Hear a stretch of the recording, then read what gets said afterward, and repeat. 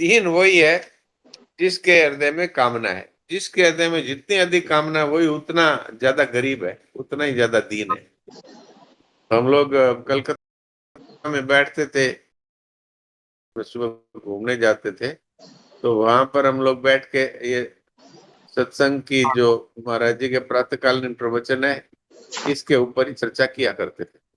तो एक वहां पर आया करते थे केजरीवाल जी, वो खूब पैसे वाले थे।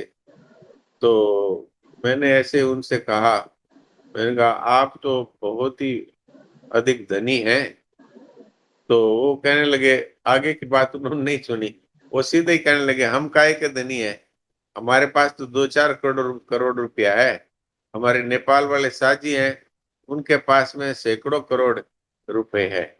तो वो 5-4 करोड़ होते हुए भी वो गरीब ही थे, वो दीन ही थे। तो कोवा दरिद्रो ही विशाल तृष्णा, शंकराचार्य जी महाराज कहते हैं दरिद्र कौन है कि जिसकी तृष्णा विशाल है, अर्थात और चाहिए और चाहिए, इस तरह जिसकी कामना बड़ी है वही गरीब है। तो यहाँ भी भगवान यही कहते हैं कि ये जो फल की इच्छा वाले हैं वो सब दीन है, दीन अर्थात गरीब है। तो जैसे अंधकार और प्रकाश की तुलना नहीं हो सकती, जैसे राई के एक कण की और पहाड़ की तुलना नहीं हो सकती, ऐसे ही सकाम कर्म और निष्काम कर्म की तुलना नहीं हो सकती।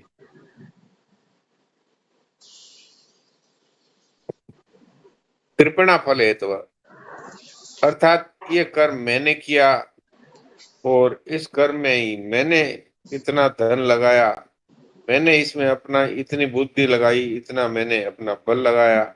इस तरह कर्म, कर्म फल, कर्म सामग्री और शरीर आदि कर्णों के साथ अपना संबंध जोड़ लेना, ये कर्म फल का हेतु बनना है। इसलिए भगवान ने कहा ये कर्म फल का हेतु बनने वाले दीनहीन है। तो इसलिए वास्तव में हमें कर्मों का फल नहीं चाहना है, इसलिए कर्म फल का हेतु भी नहीं बनना है। ऐसे कर्मों में कर्तृत्व भाव भी नहीं रखना है कि मैंने किया, मेरी सामग्री थी, मेरी बुद्धि से हुआ, इस तरह कर्म फल का हेतु बनना है, ये भी वास्तव में अपने पतन का कारण। अगर हमें हमें अपने स्वरूप में अपनी स्थिति का अनुभव करना है तो हमें कुछ भी नहीं चाहना है। कुछ नहीं चाहेंगे तब हम दीन ही नहीं होंगे, और तब हमारे जीवन में किसी भी तरह की अशांति नहीं रहेगी। कर्मयोग में वास्तव में समता ही मुख्य है, कर्म की वास्तव में मुख्यता नहीं है।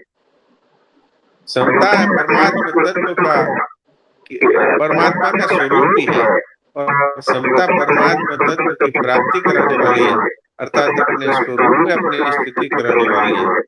इसलिए साधक को चाहिए किसी भी प्रकार की कामना न रखते हुए केवल कर्तव्य की दृष्टि से कर्म करे। कर्मयोग के लिए 3 शब्द आए हैं, कहीं पर बुद्धि भी कहा है, बुद्धौ सर्वं विच्छ, कहीं पर समत्वम योग उच्यते योग का है, और कहीं पर बुद्धि योग भी कहा है। ये तीनों शब्द है, ये कर्मयोग के ही वाचक है।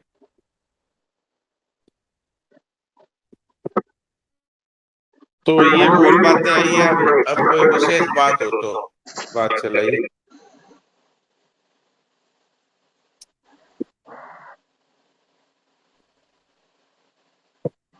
हाँ जी दिनेश जी, राम राम। कल भी बोल रहे थे, चुप कैसे हो, क्या भाव है आपकी? हाँ जी दिनेश जी, नेट वेट काम कर रहा है क्या आपका?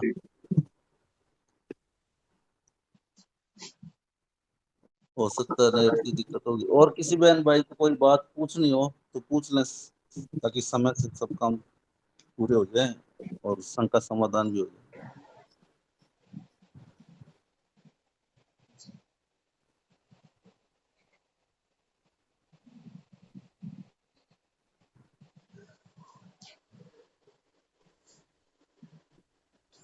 हम ये समझ में आया कि कोई भी, जैसे हमारे परिस्थिति कोई भी आई किसी प्रकार की, ये तो वैरायटी है, कामनाओं की भी वैरायटी है।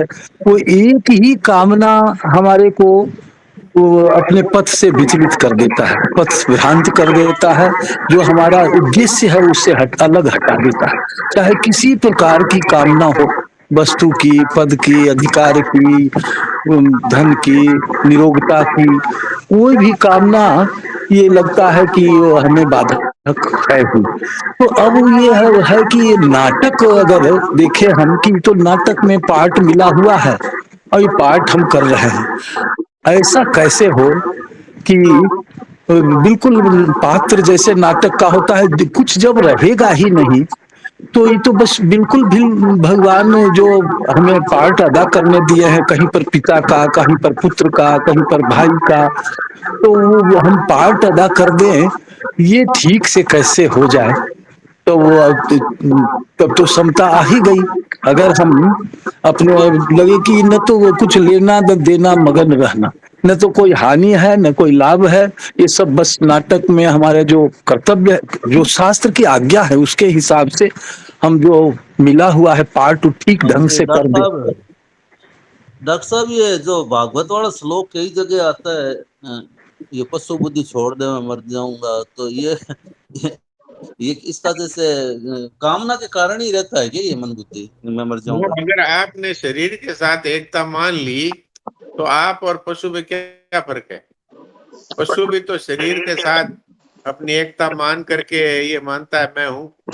एक कुत्ता है, वो गली में बैठा है, दूसरा कुत्ता आते हैं तो वो जोर से भौंकने लगता है। कुत्ता देख, कुत्ता गुर्राया, मैं बैठा था, तू क्यों आया? तो ये अहम है। ये शरीर के साथ अपने आप को एक मानने का ही तो फल है।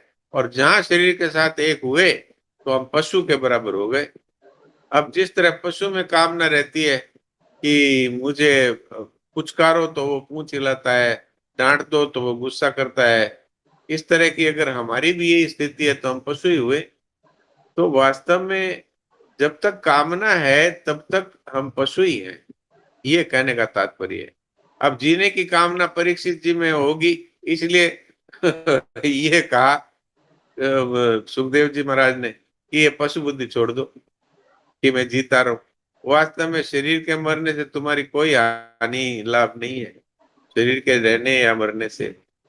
तो ये बात है मूल पशु बुद्धि की, कि जब तक शरीर और संसार के साथ अपना संबंध मानते हैं, मूल रूप से शरीर के साथ, तो शरीर के साथ संबंध मानने का अर्थ है संसार के साथ संबंध जुड़ जाना।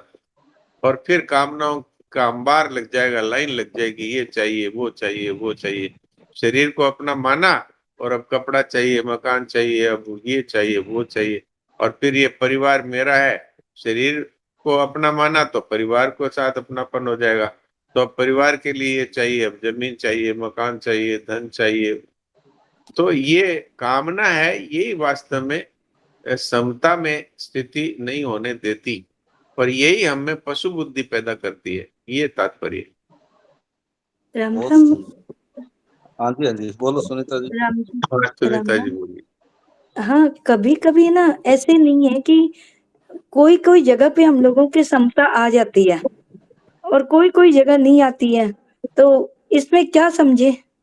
इसमें ये समझना चाहिए, ये हमारी साधन रूपी समता है, ये अभी मन बुद्धि की समता है। अभी हमारा स्वरूप में हमारी स्थिति नहीं हुई है, पर ये भी ठीक है। सत्संग के प्रभाव से पहले अंतःकरण में समता आनी चाहिए। तो एक तो क्या होता है, कामनाओं का त्याग पूर्वक समता आना, और एक होता है सत्संग के प्रभाव से हम कहीं कहीं सोचते हैं कि अरे भाई सम रहना चाहिए, सम रहना चाहिए, तो हमने सम रहने की कोशिश की। ये साधन रूपी समता है। वास्तव में साध्य रूपी समता आ जाएगी तब हमें सावधानी नहीं रखनी पड़ेगी। अर्थात जब हम अपने को शरीर न समझ करके आत्म स्वरूप में हमारी स्थिति हो जाएगी, तब असतः भावन विद्यते सतः अभावन विद्यते, ये स्थिति हो जाएगी। तब केवल शरीर और संसार है, ये दिखता है पर वास्तव में है नहीं। इस तरह का अनुभव होने के बाद फिर चाहे शरीर और संसार में कुछ भी होता रहे, चाहे कोई मर जाए, चाहे कोई जन्म जाए, चाहे धन आ जाए, धन चला जाए, चाहे कोई शरीर का अपमान कर दे, चाहे मान कर दे, क्योंकि हम ये न शरीर है न संसार है। तो फिर वहां पर जो समता आती है, वो समता उसके टुकड़े नहीं होते, वो वो वास्तव में परमात्म स्वरूप हमारा, जो वास्तविक जो हमारा स्वरूप है, उसका अनुभव हो जाता है। अर्थात वहां पर अहम मिट जाता है, केवल परमात्मा रह जाते हैं। वही वास्तविक समता है। जी सुनीता जी, आपका जी। समाधान हुआ तो ठीक है, नहीं तो और प्रश्न करिए। हाँ, नहीं समाधान हुआ है, लेकिन कई बार संसार की बात, वो बुद्धि वाली बात ही लग रही है कि कई बार बड़ी बात भी हो जाती है तो भी हम लोगों के अंदर में समता रह जाती है कि हाँ भाई ठीक है, विचलित नहीं हुए। और ये स्वरूप वाली तो नहीं लगी, ऐसे लग रहा है आपने हाँ, तो जैसे बताया उस हिसाब से बुद्धि कामना का सर्वथा त्याग हमने कर दिया कि नहीं, ये बताइए यहाँ पर। अभी सारी हाँ बात समझ जाएगी। हाँ, कामना का संपूर्णता त्याग अभी मुझे ऐसे सूक्ष्म मुझे रूप से काम में। मुझे मुझे कुछ नहीं चाहिए, इस कसौटी पर हम कहाँ हैं, ये बताइए। इस पे अभी बोल नहीं पा रहे हैं कि कहाँ है। हाँ, इसीलिए ये जो है, कहीं समता है कहीं नहीं। हाँ सही बात है, ये बात अच्छी से आपने समझा दी। जी जी। तो अब हमको क्या करना चाहिए आगे? हमको ये पक्का उद्देश्य है, मुझे कुछ नहीं चाहिए। महाराज जी ने दो बातें बहुत जोर दे करके कही है, स्वामी जी महाराज ने भी, शरणानंद जी महाराज ने भी। दो बातें स्वामी जी महाराज कहते थे और 4 बातें शरणानंद जी महाराज कहते थे। 2 बातें क्या है, मेरा कुछ नहीं है, मुझे कुछ नहीं चाहिए। महाराज जी कहते थे कि केश जितनी, एक तिल जितनी चीज भी संसार में अपनी नहीं है। अगर ये आपका पक्का निर्णय है तो आप तत्काल ही जो वास्तविक समता है उसमें आपकी स्थिति हो जाएगी, आपके स्वरूप का अनुभव हो जाएगा। हाँ और शरणानंद जी महाराज 4 बातें कहते थे, मेरा कुछ नहीं है, मुझे कुछ नहीं चाहिए और मैं कुछ नहीं, क्षमा करे 3 बातें। तो इसमें अब ऐसे लग रहा है कि इसमें तो अभी ऐसे टाइम है भाई, इतना जल्दी तो नहीं हो पा रहा है ऐसे। टाइम नहीं लगता है, हमारे उद्देश्य की कमी है। ये टाइम लगने वाली चीज नहीं है। अब अपने को अच्छी तरह पता है चाहने से कुछ नहीं मिलता, तो फिर भी हम चाहते हैं, इसका अर्थ क्या हुआ बताइए?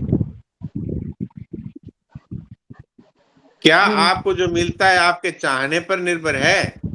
नहीं बताइए नहीं बताइए। नहीं, तो फिर चाहने का नहीं। क्या फायदा है? नुकसान तो बहुत सारे हैं।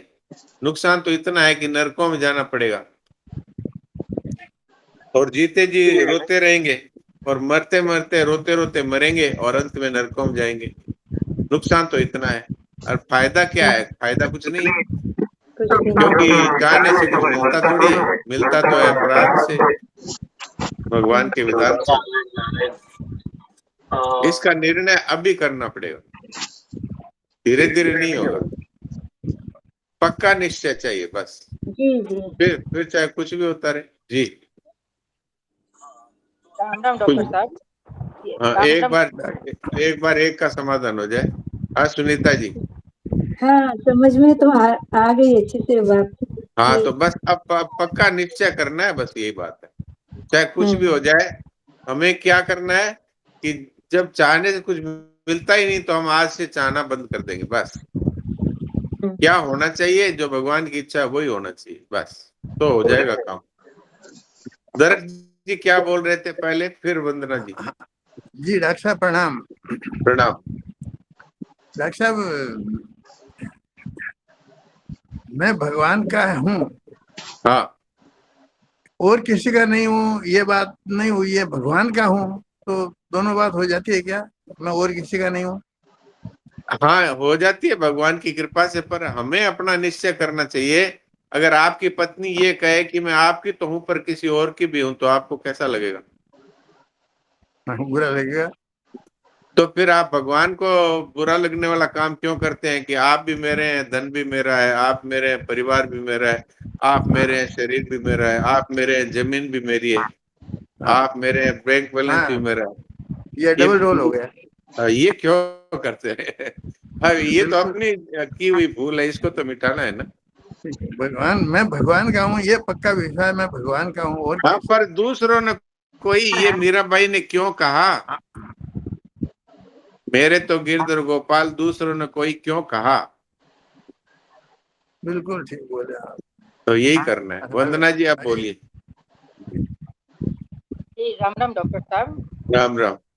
जैसे हमारे जीवन में कोई भी परिस्थिति आती है, अच्छी या बुरी, हमारे मन में यदि ये भाव हो कि भगवान जो भी कर रहे हैं हमारे लिए मंगल विधान ही करे, तो क्या ये भी समता ही है क्या? ये पक्की समता का उपाय है, उपाय है, ये समता नहीं ये है। समता का उपाय है। समता तो वो है जिसमें किसी तरह का असर ना पड़े, लेकिन ये उसका पक्का उपाय है कि भगवान जो हमारे लिए करते हैं वो हमारे लिए मंगलमय ही होगा, तो फिर समता आने में बहुत देरी नहीं लगती। मतलब भगवान के विधान में यदि खुश रह रहे हैं तो एकदम मतलब वो एकदम, पूरी अरे तरह से सबका होगा तो जी, वही जो भगवान चाहते हैं। हमारे चाहने का फायदा क्या है?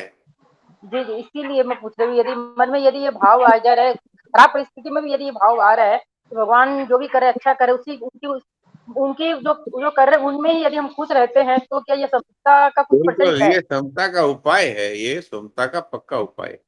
पक्का उपाय है। जी। जी, तो समय हो गया सुरेश जी। हाँ, समय तो हो गया, तो ठीक है। अब समाधान भी हो गया मोटा मोटी सभी का। एक भजन सुना दो और फिर